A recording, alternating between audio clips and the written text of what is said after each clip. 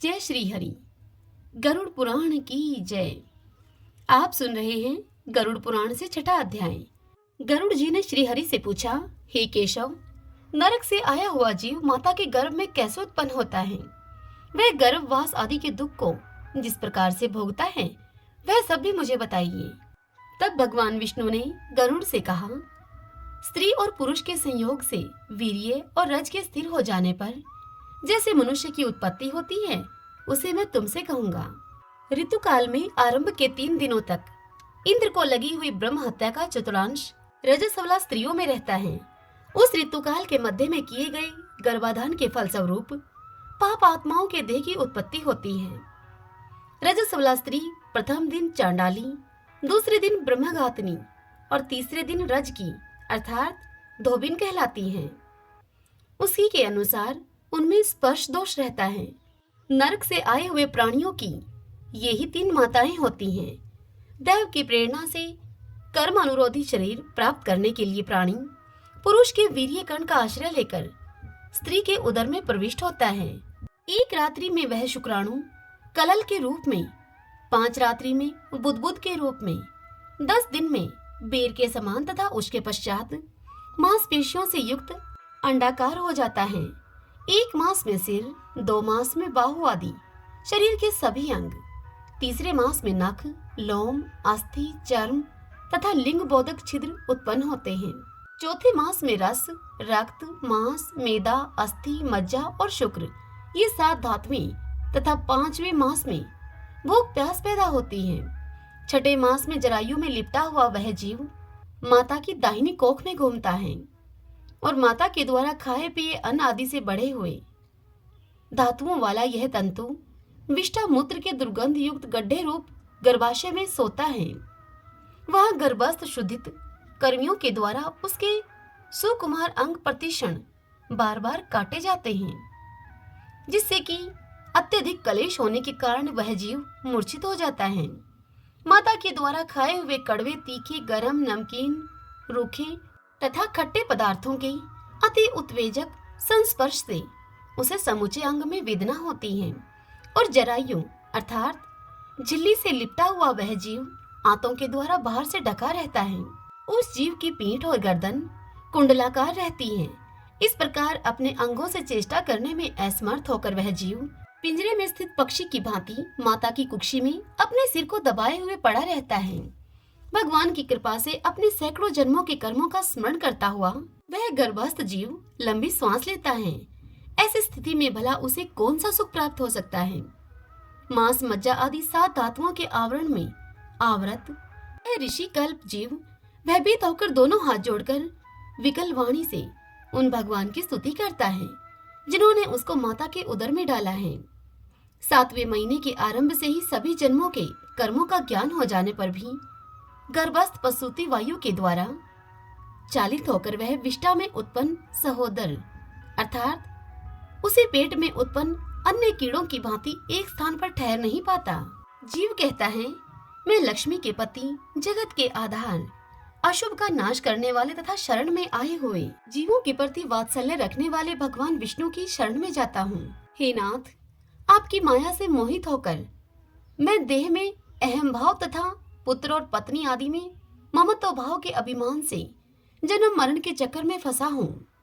मैंने अपने परिजनों के उद्देश्य से शुभ और अशुभ कर्म किए, किंतु अब मैं उन कर्मों के कारण अकेला जल रहा हूँ। उन कर्मों के फल को भोगने वाले पुत्र कलत्र आदि अलग हो गए। यदि इस गर्भ से निकलकर मैं बाहर आऊं तो फिर आपके चरणों का स्मरण करूंगा और ऐसा उपाय करूंगा जिससे कि मैं मुक्ति को प्राप्त कर लूं। विष्ठा और मूत्र के कुएं में गिरा हुआ तथा जठर अग्नि से जलता हुआ एवं यहाँ से बाहर निकलने की इच्छा करता हुआ मैं यहाँ से कब बाहर निकल पाऊंगा? जिस दीनदयालु परमात्मा ने मुझे इस प्रकार का विशेष ज्ञान दिया है, मैं उन्हीं की शरण ग्रहण करता हूँ, जिससे कि मुझे पुनः संसार के चक्कर में नया ना पड़े। अथवा मैं माता के गर्भगृह से कभी भी बाहर जाने की इच्छा नहीं करता, क्योंकि बाहर जाने पर पाप कर्मों से पुनः मेरी दुर्गति हो जाएगी। इसलिए यहाँ बहुत दुख की स्थिति में रहकर भी मैं खेद रहित होकर आपके चरणों का आश्रय लेकर संसार से अपना उद्धार कर लूंगा। श्री भगवान पक्षीराज को इतनी बात बताकर आगे कहते हैं कि हे पक्षीराज गरुड़, इस प्रकार की बुद्धि वाले एवं स्तुति करते हुए 10 मास के ऋषि काल्प उस जीव को प्रसूति वायु प्रसव के लिए तुरंत नीचे की ओर ढकेलता है। प्रसूति मार्ग के द्वारा नीचे सिर करके सहसा गिराया हुआ वह आतुर जीव अत्यंत कठिनाई से बाहर निकलता है और उस समय वह श्वास नहीं ले पाता है तथा उसकी स्मृति भी नष्ट हो जाती है। पृथ्वी पर विष्ठा और मूत्र के बीच गिरा हुआ वह जीव मल में उत्पन्न कीड़े की भांति चेष्टा करता है और विपरीत गति प्राप्त करके ज्ञान नष्ट हो जाने के कारण अत्यधिक रुदन करने लगता है। गर्भ में, रुग्ण अवस्था में, शमशान भूमि में तथा पुराण के पारायण या श्रवण के समय जैसी बुद्धि होती है, वह बुद्धि यदि स्थिर हो जाए तो कौन व्यक्ति सांसारिक बंधन से मुक्त नहीं हो सकता। कर्म भोग के अनंतर जीव जब गर्भ से बाहर आता है तब उसी समय वैष्णवी माया उस पुरुष को मोहित कर देती है। उस समय माया के स्पर्श से वह जीव विवश होकर कुछ बोल नहीं पाता। प्रत्युत शैशवादी अवस्थाओं में होने वाले दुखों को पराधीन की भांति भोगता है। उसका पोषण करने वाले लोग उसकी इच्छा को जान नहीं पाते, अतः प्रत्याख्यान करने में असमर्थ होने के कारण वह अनभिप्रेत अर्थात विपरीत स्थिति को प्राप्त हो जाता है। स्वेदक जीवों से दूषित तथा विष्ठा मूत्र से अपवित्र शैया पर सुलाए जाने के कारण अपने अंगों को खुजलाने में, आसन से उठने में तथा अन्य चेष्टाओं को करने में वह असमर्थ रहता है। जैसे एक कर्मी दूसरे कर्मी को काटता है, ठीक उसी प्रकार से ज्ञान शून्य और रोते हुए उस शिशु की कोमल त्वचा को डांस, मच्छर और खटमल आदि जंतु व्यथित कर देते हैं। इस प्रकार शैशव अवस्था का दुख भोगकर वह पौगंड अवस्था में भी दुखी भोगता है। तदंतर युवा अवस्था प्राप्त होने पर आसुरी संपत्ति को प्राप्त होता है। तब वह दुर्व्यसनों में आसक्त होकर नीच पुरुषों के साथ संबंध बनाता है और वह काम लंपट प्राणी, शास्त्र और सत्पुरुषों से द्वेष करता है। भगवान की माया रूपी स्त्री को देखकर वह अजितेंद्रिय पुरुष उसके भाव भंगिमा से प्रलोभित होकर महामोह रूप अंधत्व में उसी प्रकार गिर पड़ता है जिस प्रकार अग्नि में पतिंगा, हिरण, हाथी, पतिंगा, भौरा और मछली, ये पांचों कर्मशय शब्द, स्पर्श, रूप, गंध तथा रस, इन 5 विषयों में एक एक में आसक्ति होने के कारण ही मारे जाते हैं। फिर एक परमादि व्यक्ति जो 5 इंद्रियों से 5 विषयों का भोग करता है, वह क्यों नहीं मारा जाएगा।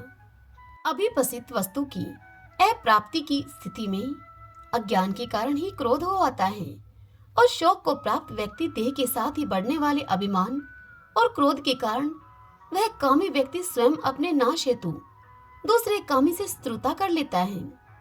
इस प्रकार अधिक बलशाली अन्य कामी जनों के द्वारा वह वैसे ही मारा जाता है जैसे कि किसी बलवान हाथी से दूसरा हाथी मारा जाता है। इस प्रकार जो मूर्ख अत्यंत दुर्लभ मानव जीवन को विषय शक्ति के कारण व्यर्थ में नष्ट कर लेता है, उससे बढ़कर पापी और कौन होगा। सैकड़ों योनियों को पार करके पृथ्वी पर दुर्लभ मानव योनि प्राप्त होती है। मानव शरीर को प्राप्त होने पर भी द्विजतव की प्राप्ति उससे भी अधिक दुर्लभ है।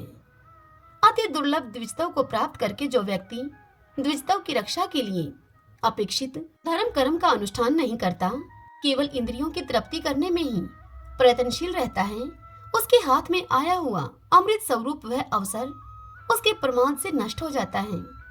इसके बाद वृद्धावस्था को प्राप्त करके महान व्याधियों से व्याकुल होकर मृत्यु को प्राप्त करके वह पूर्ववत महान दुखपूर्ण नरक में जाता है। इस प्रकार जन्म मरण के हेतुभूत कर्म पाशों से बंधे हुए वे पापी मेरी माया से विमोहित होकर कभी भी वैराग्य को प्राप्त नहीं करते। हे ताक्षर्य, इस प्रकार से मैंने तुम्हें अंत्येष्टि कर्म से हीन पापियों की नरक गति बताई। अब आगे और तुम क्या सुनना चाहते हो। श्रीमन नारायण नारायण हरि हरि, भजमन नारायण नारायण हरि हरि।